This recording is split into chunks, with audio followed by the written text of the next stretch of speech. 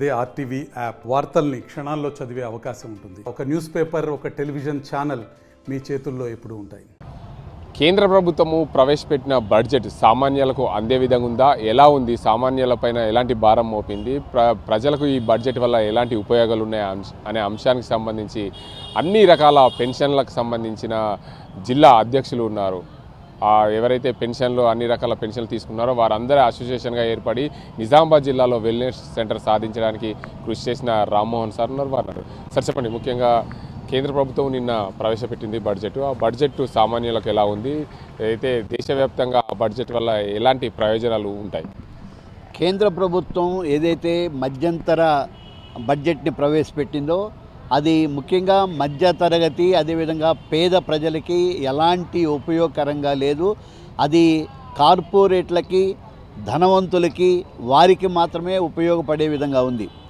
ఉదాహరణకి ఆదాయ పన్ను పరిమితికి సంబంధించి మేము అనేక సంవత్సరాలుగా ఆదాయ పన్ను కడుతున్నటువంటి ఏదైతే మధ్యతరగతి ఉద్యోగస్తులు ఉన్నారో 10 లక్షల వరకు పెంచాలి అని చెప్పేసి మేము డిమాండ్ చేస్తూ ఉన్నాం.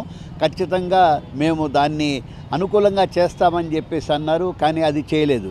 అదేవిధంగా స్టాండర్డ్ డిడక్షన్స్ పెంచాలని చెప్పేసి కోరుకున్నాం. అదేవిధంగా స్లాబ్స్ రేట్లు కూడా మరి మార్చాలని చెప్పి మేము డిమాండ్ చేస్తూ ఉన్నాం, కానీ అది మాత్రం కేంద్ర ప్రభుత్వం పట్టించుకోలేదు. ముఖ్యంగా పేద ప్రజలు మధ్యతరగతి వారి దగ్గర నుంచి వసూలు చేస్తున్నటువంటి ఆదాయ పన్నుని, అదేవిధంగా కార్పొరేట్లు లేకపోతే ధనవంతుల దగ్గర వసూలు చేస్తున్నటువంటి పన్నుని రెండింటిని బేరీజు వేస్తే ఈ మధ్యతరగతి వర్గం నుంచి ఎవరైతే పన్నులు చెల్లిస్తున్నారో ఆదాయ పన్ను అదే ఎక్కువగా ఉందని చెప్పేసి కేంద్ర ప్రభుత్వమే ప్రకటించింది. అంటే ఈరోజు ప్రభుత్వాన్ని నడిపిస్తుంది, ప్రభుత్వానికి సంబంధించిన అనేక సంక్షేమ పథకాలని అమల్లోకి కీలకమైనటువంటి పాత్ర పోషిస్తుంది ఎవరంటే కేవలం ఈ మధ్యతరగతి రంగానికి సంబంధించినటువంటి వాళ్ళే అని చెప్పేసి మనం ఇది చేసుకోవచ్చు. ఇప్పుడు మనం దేశవ్యాప్తంగా అంబానీ గురించి, ఆదానీ గురించి, మఫత్లాలు లేదా ఇలా అంటే ఎంతోమంది కార్పొరేట్ల గురించి మాట్లాడుకుంటూ ఉంటాం. దురదృష్టం ఏంటంటే వాళ్ళ దగ్గర నుంచి వస్తున్నటువంటి పన్ను ఏదైతే ఉందో అది చాలా స్వల్పం అని చెప్పేసి మనం ఈరోజు లెక్కలు చెప్తూ ఉన్నాయి. అంతేకాకుండా ఈ బడ్జెట్లో దాదాపు 30% గతంలో ఈ కార్పొరేట్ పన్ను ఉంది, దాన్ని 15% తగ్గించినటువంటి, ఒక వర్గానికి 15% తగ్గించారు, ఇంకో వర్గానికి 22% తగ్గించారు. అంటే దాదాపు అక్కడ 8%, ఇక్కడ 15%. అంటే ఎవరైతే పన్ను చెల్లించగలిగినటువంటి వాళ్ళు ఉన్నారో వాళ్ళ దగ్గర నుంచి వాళ్ళకి మినహాయింపులు ఇచ్చి పేద ప్రజలు, మధ్యతరగతి వాళ్ళు బ్రతకడం కోసం, ఇప్పుడు పెన్షన్ అనేది ఆ పెన్షనర్ బ్రతకడం కోసం ఇస్తున్నటువంటి అది మినిమం రొక్కం. మరి దురదృష్టం ఏంటంటే ఈ పెన్షన్ పొందుతున్నటువంటి వాళ్ళ దగ్గర నుంచి కూడా ఆదాయ పన్ను వసూలు చేస్తున్నారు.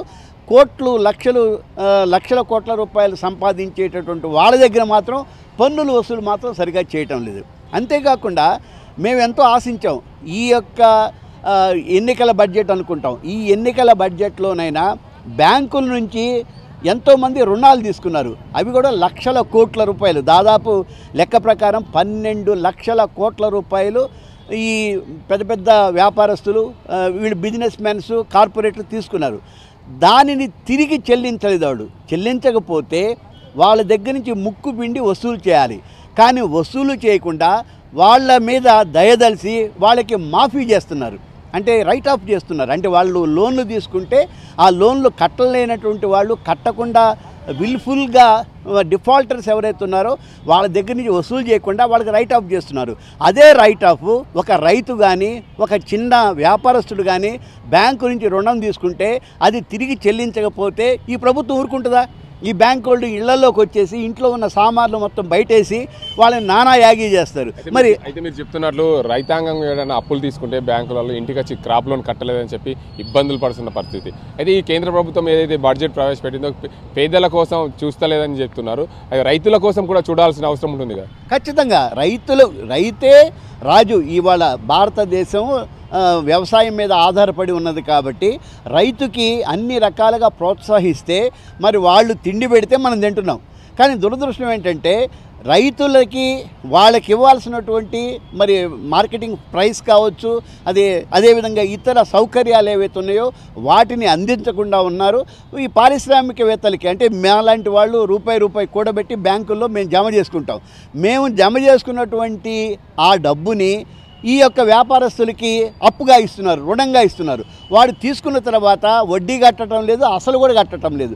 కట్టకపోతే వాళ్ళ దగ్గర వాళ్ళకున్నటువంటి ఆస్తులు కావచ్చు, లేకుంటే వాళ్ళని మరి ఈ విధంగా కట్టలేదు అని చెప్పేసి బహిరంగంగా ప్రకటించడం కానీ అవేం చేయకుండా వాళ్ళు అయ్యో పాపం కట్టలేదని చెప్పి వాళ్ళని రద్దు చేస్తున్నారు. అంటే లక్షల కోట్ల రూపాయలు ఈ విధంగా రద్దు చేస్తే మరి ఈ బ్యాంకులు ఇంకా ఎంతకాలం నిలబడతాయో ఆలోచించండి. అంటే కేవలం ఈ బడ్జెట్ అనేది, ఈ బడ్జెట్కి సంబంధించినటువంటి వ్యవహారాలన్నీ కూడా ధనవంతులు పారిశ్రామికవేత్తలకి వారికి మాత్రమే ఉపయోగపడే విధంగా ఉన్నాయని చెప్పేసి మేము Telangana all pensioners and retired persons association పక్షాన మేము భావిస్తూ ఉన్నాం. కనీసం ఇప్పటికైనా ఎవరైతే బ్యాంకుల నుంచి రుణాలు తీసుకున్నారో వాళ్ళ దగ్గర నుంచి వసూలు చేసేటటువంటి ప్రణాళిక ఈ కేంద్ర బడ్జెట్లో ఉంటుందనుకున్నాం. ఆ ప్రణాళిక లేదు. ఈ రైట్ ఆఫ్ చేసేటటువంటి విధానాన్ని రద్దు చేస్తారని చెప్పి అనుకున్నాం, అది రద్దు చేయలేదు. ఉద్యోగస్తులు ఎవరైతే ఉన్నారో వాళ్ళు 40 సంవత్సరాల పాటు పనిచేసి రిటైర్ అయిన తర్వాత వాళ్ళకి కంట్రిబ్యూటరీ పెన్షన్, అంటే నీ పెన్షన్ని నీ డబ్బులతోనే నువ్వు జమ చేసుకో అంటున్నారు. మరి ఇదెంత అన్యాయం చెప్పండి. కంట్రిబ్యూటరీ పెన్షన్ని రద్దు చేస్తారేమో అని మేము భావించాం. ఆ కంట్రిబ్యూటరీ పెన్షన్ కూడా రద్దు చేయలేదు. అంతేకాకుండా ఈ కార్పొరేషన్లో పనిచేసేటటువంటి అనేక మంది పెన్షనర్స్ ఉన్నారు. ఆర్టీసీ కావచ్చు, ఎస్సీ కార్పొరేషన్ కావచ్చు, బీసీ కార్పొరేషన్ కావచ్చు, అనే సివిల్ సప్లైస్ కావచ్చు, ఎంతోమంది లక్షలాది మంది పనిచేస్తున్నటువంటి ఆ కార్పొరేషన్లు కేంద్ర రాష్ట్ర ప్రభుత్వాలకు సంబంధించిన వాళ్ళకి ఇవాళ నెలకి 1000 రూపాయల కన్నా ఎక్కువ రావటంలా. మనకి ఆసరా పెన్షన్ కనీసం 2000 పైన ఉంది. కానీ ఈ ఉద్యోగస్తులు 40 సంవత్సరాలు పనిచేసినటువంటి వాళ్ళకి మాత్రం 1500, 1000 రూపాయలు ఈ విధంగా ఇస్తున్నారు. ఇది ఎంత దుర్మార్గం ఆలోచించండి. దీన్ని పెంచాలని హైకోర్టు, సుప్రీంకోర్టు మరి తీర్పు ఇచ్చింది. ఈ లాస్ట్ వేతనం ఏదైతే ఉందో దానిలో సగభాగం ఇవ్వాలని చెప్పింది. కానీ ప్రభుత్వం రూపాయి కూడా పెంచలా. ఇదే బీజేపీ కేంద్ర ప్రభుత్వం పెంచుతామని హామీ ఇచ్చి కానీ మొండి చేయి చూపించింది. ఇది దుర్మార్గమైన విషయం. దీన్ని మాత్రం ప్రజలందరూ గమనించాలని చెప్పేసి, ఉద్యోగస్తులు పెన్షనర్లందరూ గమనించాలని చెప్పేసి మేము కోరుతున్నాం. మొత్తంగా చూసుకోవచ్చు, కేంద్ర ప్రభుత్వం ఏదైతే ప్రవేశపెట్టిందో బడ్జెట్ కేవలం ఎన్నికల కోసమే ప్రవేశపెట్టింది. ఎన్నికల బడ్జెట్గా చెప్పుకోవచ్చు.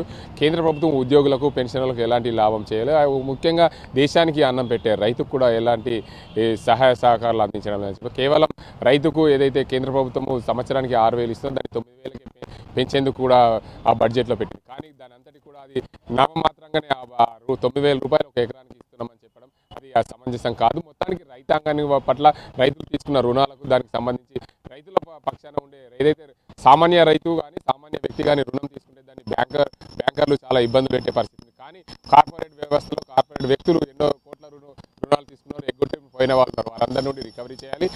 ఏదైతే రైతుల నుండి ఎట్లయితే ముక్కుపిండి వసూలు చేస్తున్నారో కార్పొరేటర్ దగ్గర నుండి కూడా ముక్కుపిండి వసూలు చేయాల్సిన అవసరం ఉంటుంది. మరోవైపు కార్పొరేటర్లకు ఏదైతే పన్ను తగ్గిస్తున్నారో వారన్నిటిని కూడా తగ్గించడం వల్ల సామాన్య వ్యక్తి పైన భారం పడుతుందని చెప్తున్నారు. ఇది ఇక్కడ పరిస్థితి. కెమెరా పర్సన్ అజీంతో గంగారెడ్డి, RTV నిజాం. మరిన్ని వీడియోస్ కోసం ఛానల్ ని సబ్స్క్రైబ్ చేయండి. లేటెస్ట్ అప్డేట్స్ కోసం వాట్సాప్ ఛానల్ ని ఫాలో చేయండి. అండ్ లింక్ డిస్క్రిప్షన్ లో ఉంది.